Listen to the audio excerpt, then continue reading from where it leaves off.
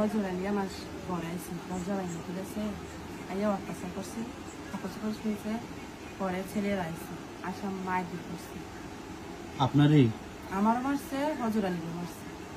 ওনার সাথে আপনার সম্পর্ক কি ছিল? কি নিয়ে আসছিল ওখানে বাড়িতে? বাড়িতে সে খারাপ উদ্দেশ্য আইসে কি ভালো উদ্দেশ্য হবে তো খারাপ উদ্দেশ্য এমনি কি ওনার সাথে আগে থেকে আপনার কোনো পরিচয় ছিল? কোনো আলোচনা কোনো সম্পর্ক টাকা পয়সা রেন দিন না ছিল কি এতে মেমে কোনো সাথে সম্পর্ক আপনার নামটা কি? আপনার সাথে কিসের লেনদেন ছিল ওনার সাথে? কিসের লেনদেন তো আমার মা টাকা আনছে। আচ্ছা টাকা জানছে না পরে আমার মায়ের টাকা থেকে 50,000 পয়সা দিন পরে 2 দিন পার হয়ে গেছে মানে টাকা দেওয়ার কোনো প্রবলেম পরে মানুষ আস্তে আস্তে তো টাকা তো দেওয়ার দরকার না পরে আমার মায়ের বাদল দিয়ে নাম্বারটা আনছে হজুর আলীর নাম্বারটা আইনা পরে টাকাটা পরে আমার মায়ের কাছে দি তোর মোবাইল মিনিট আছে তুই তো ফোন দে পরে আমি ফোন দিয়েছি আমি কই ভাই মায় বলে আপনারা বলে টাকা বলে চাইছে আপনাতে দিবেন কি না দেবেন আমরা জানান কয়েকদিন আমি টাকাটা পাইলে আমি দিন পরে এন থেকে মানে টাকা পয়সা দেওয়ার কথা হয়েছে কি না তেমনি কোনো সম্পর্ক হচ্ছে না। আপনার নামটা কি পুরো নাম?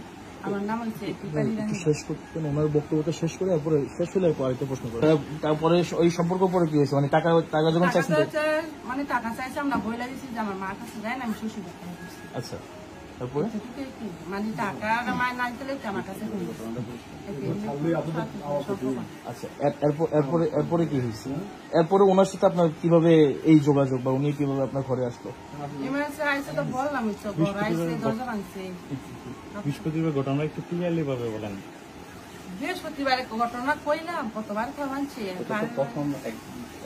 আপনি শুনুন আপনি আমার কাছে বলছেন আমার কাছে একটু বলেন বৃহস্পতিবার কি হয়েছিল আপনার সাথে মূলত?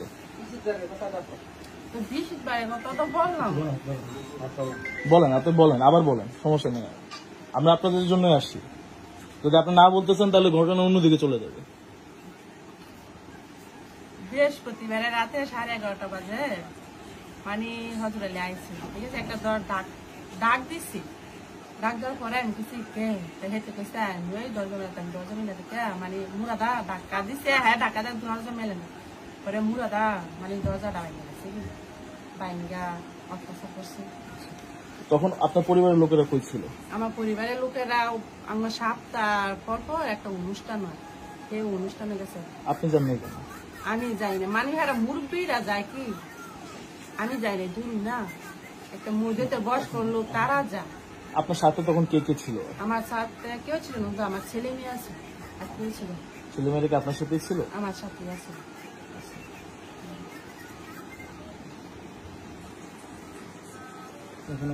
আপনি মামলার বিষয়টা আপনি কি বলছেন?